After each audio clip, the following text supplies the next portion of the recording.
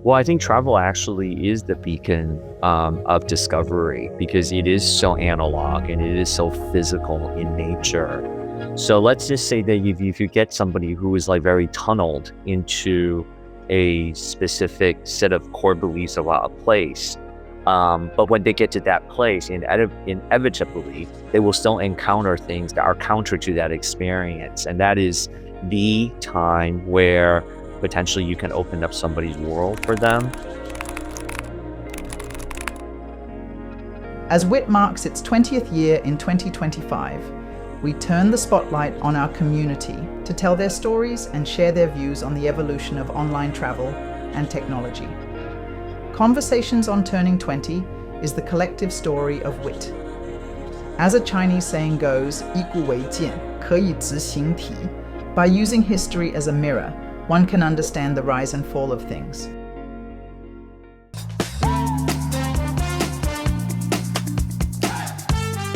So I guess like we started Brand Karma on a premise that people would write about their travel experiences online and share it freely with other people. And this kind of came in part because when I was working at Microsoft back in the early 2000s, I used to check reviews on TripAdvisor before I book hotels when I was going on trips and things like that for business. And I just felt like this is something that more and more people would start to do.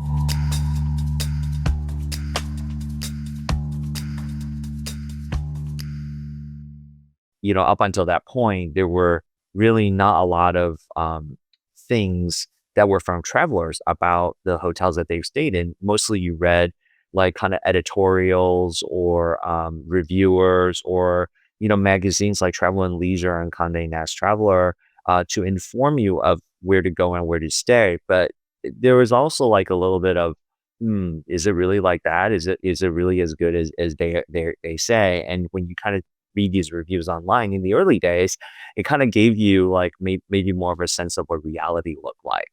And so we thought that this would be like something that people would be really interested in the future, particularly the consumers. And we came up with the idea for Brand Karma to think that hoteliers needed to basically get a report of how people were thinking about them when they were evaluating their travel decisions. And that was really like kind of how we saw social media like kind of fitting in a practical way for people within hospitality. Of course, later on, with social networks and lots of people on platforms such as Facebook and Instagram, we eventually also figured out a way to use it as a distribution channel. But really, in the early days, it was really more of like an information source that validated maybe what editorials or what advertisements were saying about specific establishments. We kind of grew alongside with the growth in distribution. And then, of course, as more people were purchasing things online, there were more reviews being written. And so there were then more reports. And then we had to basically get back to the hoteliers so that they understood how their perceptions were being changed on a daily basis or on a monthly basis and so on and so forth. So anyway, all of that like basically led us to where we are today, where I think this information has become really democratized in a good way that basically holds the sellers honest in terms of what they offer and gives consumers a certain amount of power in terms of being able to really understand what they're buying before they make the purchase decision. There are some negative behaviors, obviously, when people utilize the platform in an abusive way to get what they want, like, influencers that would like write really negative reviews in hopes of free stays or, getting some type of an exchange and whatnot. But by and large, I think nowadays, the brands used to be very quiet about responding, but now I think the brands are actually, doing social media the way normal people would, which is they actually respond. And I think that's all a very, very positive trend because it facilitates more discussions between the consumer and the suppliers, which I think builds for greater customer intimacy overall and also for better products in the future. Yeah, brand camera existed, for nearly a dozen years, nearly an entire astrological cycle, before we, basically were acquired. I would say, look, the early challenges, honestly, were not, anything having to do with technology. Yes, the technology was burgeoning and, there were a lot of things that, were emerging with respect to using big data and so on and so forth. And a lot of that technology just simply didn't exist, but that could be solved actually with money and investment and some smart planning.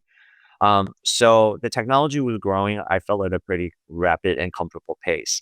But I would say that for me personally, the most difficult thing was working with some of the people that own the platforms and the content. And the threat of basically being sued by some of the bigger players for us analyzing the content that were like in the public domain because it's a very gray area, right? At that moment, nothing like this had appeared before, and that was like a really, I would say that was like probably the single thing that caused the most amount of stress was in the early days because we were pioneers in this field. Um, just receiving, I remember receiving a letter from a very big, uh, review site that asked us to stop using their data on Christmas Eve, just when we had sold and signed our first client. And you can't imagine, like, how deflating that was. And it was like, it was a very large provider, based in the States. And, they had a high power lawyer that basically sent us a pretty nasty letter, and on Christmas Eve. So you think about this letter coming in from the States on Christmas Eve, it's like kind of like, yeah, I used to live in the States. Nobody works on Christmas Eve except apparently this lawyer. And it was like kinda like a really a crisis moment for us. Um, and I would say that was, like, probably the hardest thing really too, is that, that at that moment, because there were so many gray areas, and some people are obviously very protective of their content, and so it kinda sometimes doesn't leave a lot of room for startups, to maneuver and things like that. Many, many, many, many years later, eventually worked it out to the point where we had to pay a licensing fee, on a yearly basis. And so that's kind of how we eventually resolved that issue. But for many, many years, the company was effectively like kind of under this like constant shadow of basically being sued, or having the access basically being cut off, which, is not a really great feeling when you're providing reports to paying clients.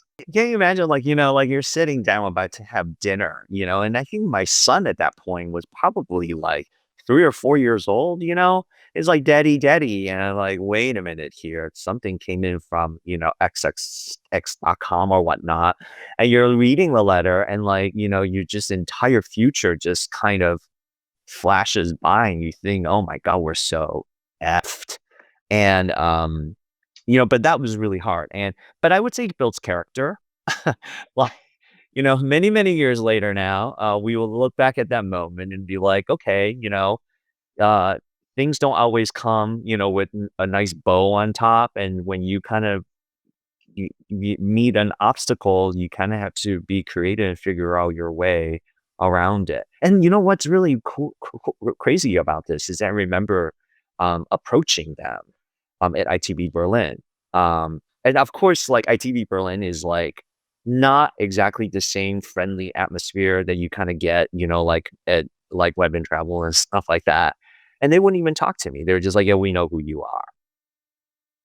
So, it's interesting to me that, that spirit of the community, is, was actually a lot more present, in Asia Pacific than elsewhere, where you can kind of still meet industry people, but it's a little bit more tense sometimes. Yeah. social media is now mainstream, right? And so, as it is with any type of media that is now mainstream, it comes with it really great things, benefits, which is that you're able to get and consume the news that you want, the information that you want, and you can basically do lots and lots of things, without having to leave your office or your bedroom while you're looking at your computer, to learn about the world. But I think that's precisely actually the bad thing about social media is that it creates bubbles. There's so much content out there. It's actually possible for you to just actually consume the content that appeals to your preferences and to your interests. And that bubble, the bubbling effect is very divisive. I think that you see this already in different parts of the world from a geopolitical point of view. It actually turns out nations do not need to create firewalls. People will create firewalls on their own as a result of the social media tunneling. And as a result, sometimes it then becomes difficult to really understand what truth is. Truth has become like relative, really. It's become contextual and it's become relative to what a person's core beliefs are. And so I think for the next 20 years or so, particularly with the emergence of AI, which obviously relies on a lot of social media data in order to be intelligent, it will be interesting to see how that plays out to form what a person's core belief about the world is. Does it broaden it or does it narrow it more? And I think broadening is a good thing. Diversifying is a good thing. Being open is a good thing. Narrowing is a scary thing. And limiting is a scary thing. Constricting is a scary thing. So I would say that's probably where social media is today. It's much, much more neutral to negative than it was when it first began. But as it is with media, anything that's mainstream, that has become mainstream, actually just kind of becomes neutral at best and neutral to negative or negative at worst.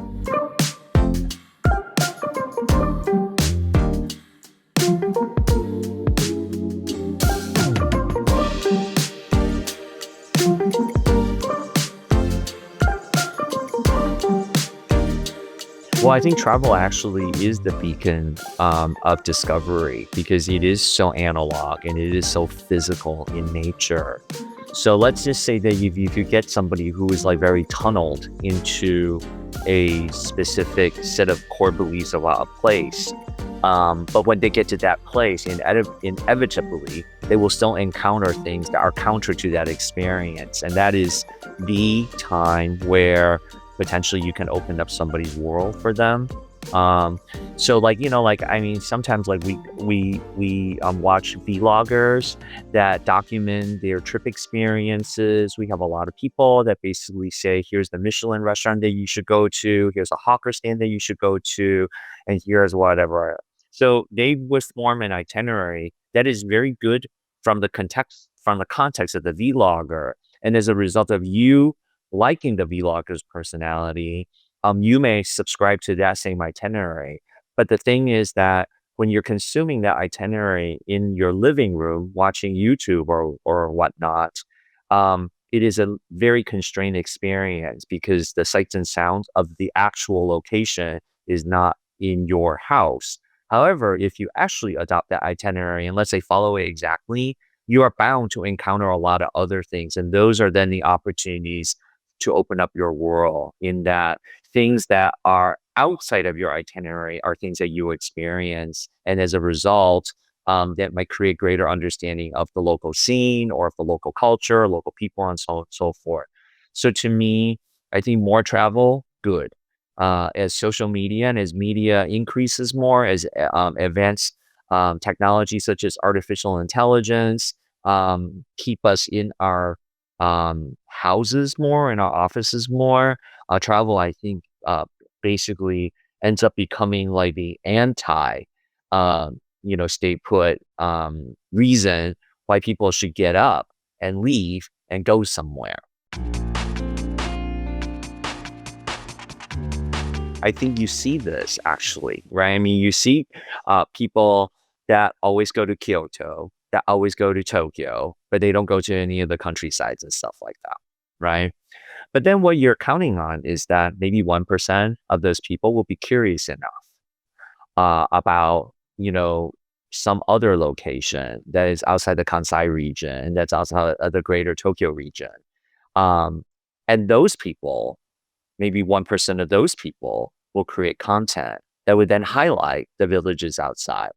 And 1% of those people's content will actually become viral, either on TikTok or on Instagram or whatnot, and become an advertising, kind of format or advertising content for then a new host of people that would then repeat the pattern of then now going to not just Tokyo and Kyoto, but then taking a day out or a few hours out to go to a village to kind of see what that's like. So that's at least the hope. I think the one thing that we got going for us is that for people that are growing up with this technology, I think they understand the idea of differentiation and wanting to be unique. So to some extent, all forms of content now are advertisement that spells out the promise for you to be unique if you subscribe to it and experience whatever that content is recommending.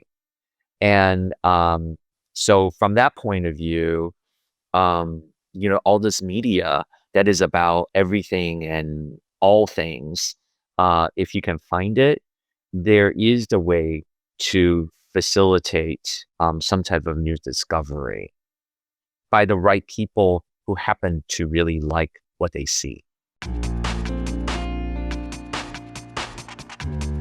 Yeah, it's interesting because I teach some entrepreneurial classes, and I'm also like teaching at a university right now, helping younger people like basically find their way and and try to do something useful for the world. I guess like the advice is the same that I've always given, which is find a problem that needs to be solved and focus on solving just that problem. Don't get distracted, because as an entrepreneur, you have to be 100% focused on something, right? And when you become really good at that one thing, then you can figure out what is the next thing you want to focus on and then add to it. If you start with too broad of a problem, um, it kind of doesn't take. And the reason it doesn't take is because you wouldn't have the resources to be able to solve a broad set of problems, um, as a startup person. And I remember when I first started my startup journey, a VC told me, what you want problems that need a painkiller. Like problems that require vitamins are not really that useful because not everybody wants a vitamin, but everybody needs a painkiller. So you got to basically find the problem that requires a painkiller that is extremely painful for someone or for a group of people. And that pain may not be a pain for everybody, and that's okay, right? As long as you create a painkiller for one person, you could create painkillers for a million people. The point is to find that pain and to have a solution for it.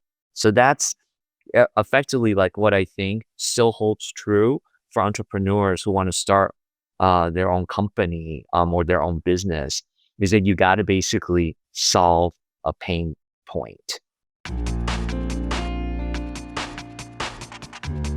Well, I think in the last 4 or 5 years or so, since we emerged out of COVID, I definitely think the hotel business has changed a lot. Um, and I think there are maybe two stories that I kind of feel like is very on trend right now, and maybe people are not necessarily talking about it so much. But one is this drive towards what I would consider a more quiet luxury. It's more subtle. It is not ostentatious. It's not like bling, bling, bling, bling, bling everywhere. But it's more about quality of craftsmanship, quality of service. It's a more toned down. And I see that quite a bit, particularly in some of the new hotels that are opening up. And then another thing I would say is that, it used to be a lot of people wanted to join the travel industry because it's really glamorous. But I think through COVID, there were a lot of people that were laid off. And now I think, or I feel that it is very hard to actually get people to join the hospitality business, whether it's in hotels or on an airplane or even in the restaurant. I think the F&B business worldwide is such that um, I can't think of any business owner that I know of who are fully staffed if they're in the services industry. And so I think this kind of maybe is a wake up call for us, which is, what are we doing to basically make this industry as attractive as, let's say, the tech industry or, some other industry where there are more people wanting jobs and there are jobs available. It feels to me like in the hospitality business, it's kind of the opposite. There are now more jobs than there are people wanting those jobs. Um, and not all of it can actually be replaced by robots. I was at Ding Tai Fung last night, and after I basically got my number called, they said, "Oh, a robot will show you to your table." But the robot couldn't actually show me to my table. The robot actually just took me to where all the tables were, and then another hostess like kind of then showed me to my table. And so I was like, well, the robot like basically traveled at about like at most, I don't know, 3 meters.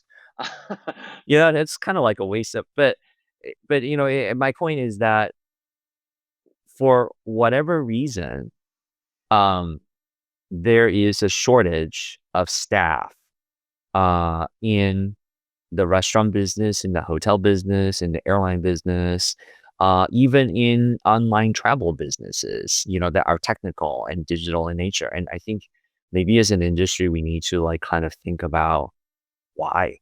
Why are our jobs so unattractive? And what could we do about it to make sure that we are fostering next generation talent and make it easy for them to get into the industry and then to believe that there is a career for them. And then also to ensure that even if they were to leave, migrate big company or whatnot, that they go open up businesses on their own in the services industry that will then further provide more choices for consumers in a relevant way.